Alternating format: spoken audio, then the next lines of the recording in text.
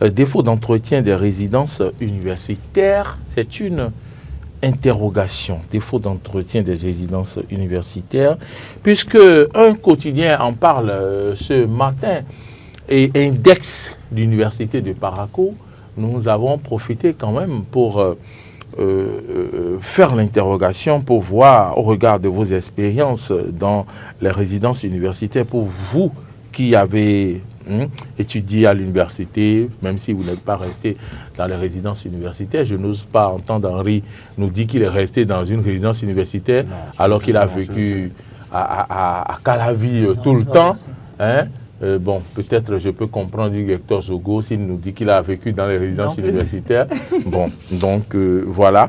Mais il est intéressant de nous interroger sur cette question. Sur cette question, si vous avez des amis qui ont vécu là, et ce n'est pas par hasard que le quotidien en parle ce matin. Les résidences universitaires, c'est des résidences, comme le nom l'indique, qui abritent les étudiants. Ça abrite les étudiants qui n'ont pas un lieu où vivre dans la ville où ils sont venus étudier. C'est comme ça dans tous les pays. Donc, vous pouvez quitter, par exemple, le nord et venir étudier au sud. Vous pouvez quitter le centre et venir étudier au nord, ainsi de suite. Mais les résidences universitaires, lorsque ça devient une porcherie, et quelles questions faut-il se poser? Qui sont ceux qui doivent s'occuper des résidences universitaires? Quelle est la responsabilité des étudiants? Quelle est la responsabilité du COUS, Centre des œuvres universitaires et sociales? Oui. Henri, bien voilà. Il y a deux cas de figure qu'il faut peut-être relever. L'intérieur des résidences universitaires. Là, l'entretien, est-ce que les étudiants qui abritent, comme vous l'avez demandé, comme vous l'avez rappelé tout à l'heure, est-ce que ces étudiants-là prennent le temps donc d'entretenir leur lieu d'habitation et tout le reste? L'autre cas de figure l'autre niveau donc d'autres aspects que je veux relever, ce sont les bâtiments. Les bâtiments où ces résidences, donc, vous allez remarquer des toitures délabrées, toiture délabrée, le mur peut-être a pris un coup. Peinture, je voulais dire, peinture qui ne tient pas, dégradée, vous voulez dire. Oui. Et donc, si c'est à ce niveau-là, les responsabilités donc, sont partagées.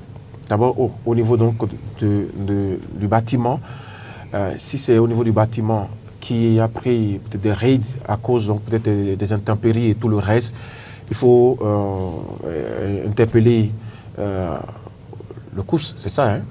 Oui. Interpeller donc les responsables donc, des universités qui doivent assurer les travaux confortatifs, mais également assurer l'entretien donc, de ces bâtiments-là. C'est vrai que vous avez dit, il y a des réformes qui ont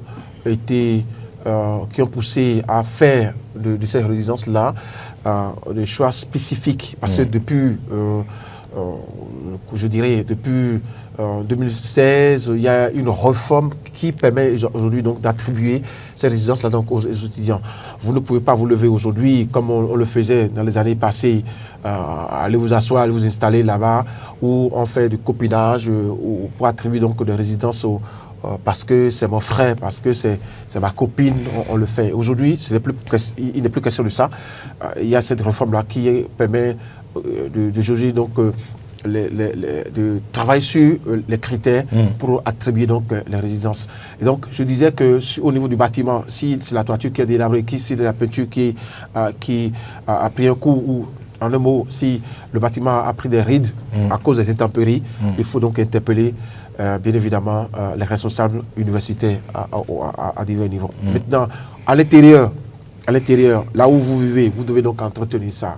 Si entre-temps, ce n'est pas fait, donc la question, on va la poser aux étudiants qui y habitent pour demander qu'est-ce qui ne va pas. Est-ce que ça ne vous revient pas d'entretenir votre lieu d'habitation ou votre lieu d'habitat? De toute façon, il faut rappeler que depuis 2016, il y a également que certaines réformes ont permis aujourd'hui de reconfigurer les universités publiques.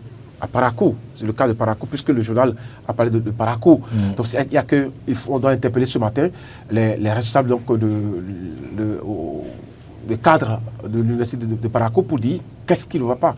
Est-ce qu'il n'y a pas de financement? Est-ce que l'État n'a pas envoyé le financement conséquent pour entretenir ces bâtiments-là?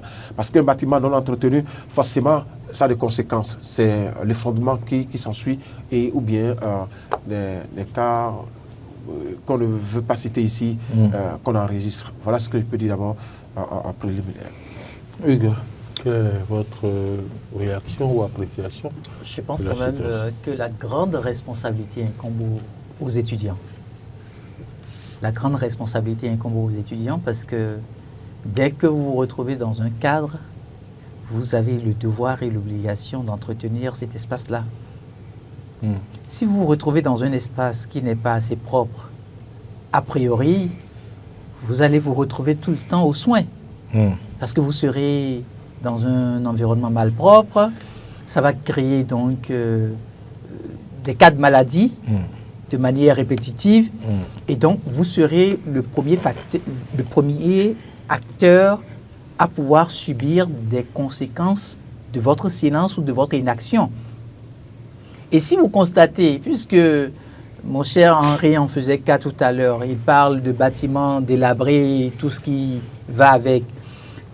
Le bâtiment n'est pas devenu délabré du jour au lendemain. Dès que vous constatez qu'il y a peut-être des fissures, dès que vous constatez qu'il y a peut-être des irrégularités, quelle est l'attitude que vous adoptez? Est-ce que vous prenez la peine de pouvoir saisir les responsables au niveau du COUS? Si les responsables au niveau du COUS ne vous entendent pas, mais ça ne vous coûte absolument rien de saisir officiellement le recteur par une correspondance pour lui signifier la difficulté dans laquelle vous vous retrouvez. Parce que si vous ne le faites pas, en fait, généralement, quand on est en face des biens publics, on se dit, bon, d'une manière ou d'une autre, ce n'est pas à nous. Parce que ces résidences universitaires-là, si c'était pour des privés, est-ce que l'état dans lequel on les retrouve là, est-ce que ça pourrait se retrouver dans cet état-là? Les étudiants qui vont quand même louer dans le périmètre des universités, ils entretiennent quand même leur espace. Mais pourquoi c'est souvent au niveau des résidences universitaires que l'on fait ce genre de constat? Donc pour moi, on peut interpeller le rectorat, les responsables du cours et dire tout ce que nous voulons. Mais l'acteur principal, ma foi, l'acteur principal qui doit pouvoir se prendre au sérieux, c'est l'étudiant à qui on a offert un logement. C'est à lui. Mais puisque le type, on lui met un matelas en place, il ne se permet pas d'entretenir le matelas. Parfois, il y en a qui mettent des lames dans le matelas et puis quelques mois après, vous vous rendez compte qu'un matelas neuf qui a été acheté et qui a été attribué à telle résidence, ce matelas-là est devenu déchiqueté et pourtant, c'est des humains qui l'ont utilisé. Chez eux, à la maison, est-ce qu'ils l'auraient fait? Ils ne l'auraient pas fait. Donc, ça pose le problème de la gestion du bien public. Il y a quelqu'un qui est en ligne. Bonjour, auditeurs ou téléspectateurs en ligne, bonjour. Bonjour. Allô? Bonjour, monsieur. Oui, c'est Ayonou Lucien. Bonjour, Ayonou Lucien, comment allez-vous? Je vais très bien. Très bien, vous avez la parole. Je salue mon frère Henri en bas de 100 secondes. Bonjour, monsieur 100 secondes, Lucien Ayonou. C'est Hugues Hector Zougo, oui. Moi, je pense que vous parlez de l'insalubrité au niveau des résidences universitaires. Oui, on parle de l'entretien, défaut d'entretien des résidences universitaires. On s'interroge, puisqu'un quotidien en parle ce matin. Et la question, c'est de savoir qui sont ceux qui... ne sont pas trop les étudiants, puisque l'autorité qui ne prend pas en compte ses responsabilités. Et quand on rentre dans une maison, quand on rentre dans votre maison et me sourit la voix, et on constate que votre maison est sale, je pense que vous êtes la première personne à qui on doit s'adresser. Et si les autorités universitaires décident de prendre leurs responsabilités aujourd'hui, je pense que ce que vous êtes en train de faire, on dit au passé, c'est ça. Puisque les étudiants on les a mis là. Et il faut les surveiller de temps en temps pour voir s'ils entretiennent les lieux. Mais quand on ne le fait pas, là, c'est l'autorité qui ne fait pas bien son travail. Merci. Ah oui. Et quelle est la responsabilité des étudiants? Il est parti. Monsieur Arnaud Lucien? Je ne suis pas parti. Quelle est la responsabilité des étudiants lorsque ce sont eux qui vivent dans ces milieux? Oui, les étudiants sont censés à mettre au propre cela, mais compte tenu de certaines réalités, parce que aussi les étudiants, vous savez, il y en a qui se comportent très mal. Non, il y en a qui se servent de ces lieux comme des boutiques. Absolument. Hein? Et on achète Gary, tout ça, on vend aux étudiants. On vend beaucoup de choses. Normalement, ces choses ne doivent pas rentrer dans ces lieux. Mais on permet aux étudiants d'amener Gary, vendre, c'est comme boutique quoi. C'est pas tout, c'est pas bien, c'est ça le problème. D'accord. Merci pour votre contribution. Réaction, Hugo. Oui, je pense que c'est... Voyez-vous, parfois quand ça se passe, c'est souvent les autorités qui sont interpellées. Mais nos autorités, d'une manière ou d'une autre, n'ont pas que ça à faire. À partir du moment où vous êtes un jeune, à qui on a offert un logement, le minimum que vous puissiez faire dès que vous vous levez le matin, c'est de mettre cet environnement-là au propre. Parce qu'en réalité, l'état auquel on fait référence aujourd'hui, c'est parce que ces résidences-là, on ne les met pas au propre des semaines, des mois, et puis subitement, un beau matin, quelqu'un qui ne se retrouvait pas dans cet environnement-là vient, il fait le constat, il se dit, mais c'est pas possible. Des humains ne peuvent pas se retrouver dans un environnement pareil. Ça, c'est le cas en fait, ça, c'est l'intérieur. Maintenant, quand il s'agit du bâtiment aussi. Oui, le bâtiment. Vous savez, en fait, je trouve que tout revient à l'étudiant. D'accord? Non, ça ne revient pas. Je vous donne un exemple. L'entretien des résidences, c'est également les lumières des ampoules qui ne marchent pas. Oui, je vous donne un exemple. C'est la peinture qui est dégradée, c'est des ventilos qui ne marchent pas, c'est des nacos qui sont cassés. Non, mais écoutez, les nacos sont cassés par qui? Dès que vous cassez des nacos, c'est à cause de ça qu'ils ne vont pas changer. Dès que vous cassez des nacos, c'est celui qui casse là, à cause de ça qu'on ne va pas changer. À quel moment le recteur va laisser peut-être tout ce qui est encore... Non, mais je ne refuse pas. Il y a le COUS qui s'occupe de ça. Mais si j'ai bien dit tout à l'heure que si le COUS ne tient pas compte de vos revendications, mais saisissez le rectorat. Les ampoules ne marchent pas. Si vous êtes chez vous à la maison et une ampoule ne marche pas, qu'est-ce que vous faites? Vous informez votre père, le père de famille qui se retrouve quand même.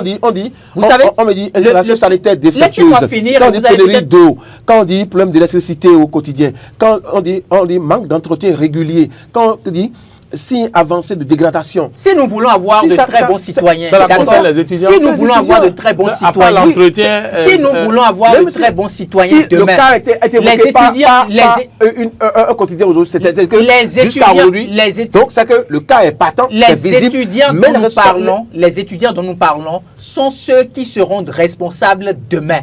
Ce sont eux qui vont se retrouver au cœur de l'administration demain. On parle de question d'eau, qu'il n'y a pas d'eau dans les résidences. La question d'eau dans les résidences, qu'est-ce qui a pu se passer? Est-ce que c'est un tuyau qui est cassé?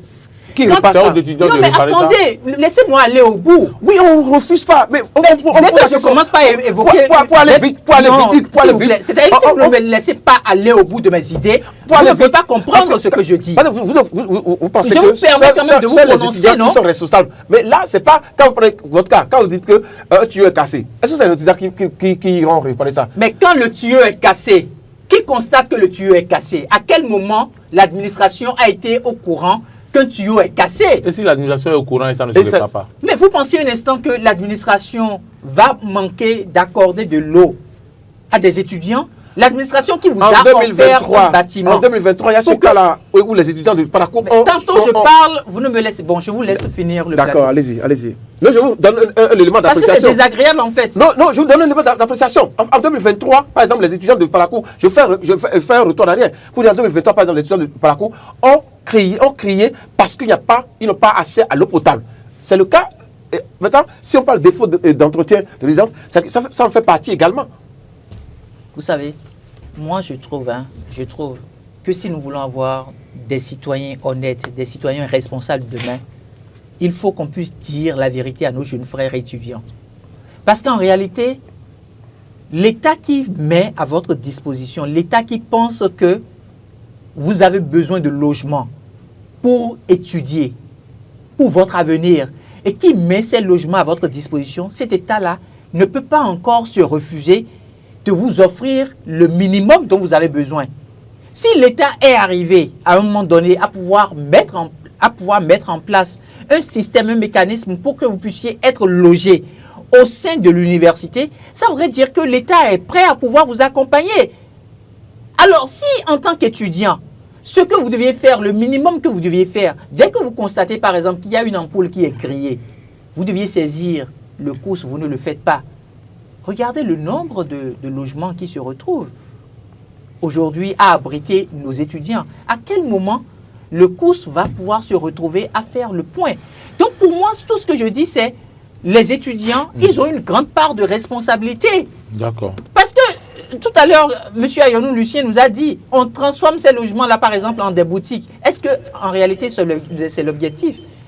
Je ne le dis pas pour dédouaner l'administration, mais je trouve que les étudiants doivent pouvoir se prendre au sérieux et comprendre que les logements sociaux qui sont mis à leur disposition, les logements universitaires qui sont mis à leur disposition, ce n'est pas parce que c'est un bien public qui ne doit pas avoir l'attitude adéquate. C'est tout ce que je suis en train d'évoquer. On vous a compris. Merci beaucoup, Hugues Hector Zogo. Il est l'heure. Merci, Henri Niambollet. Merci beaucoup, Hugues. À toute l'équipe de réalisation. On va le souhaiter.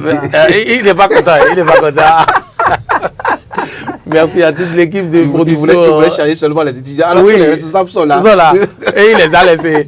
Merci à toute l'équipe de production et de réalisation. Bonne journée à toutes et à tous.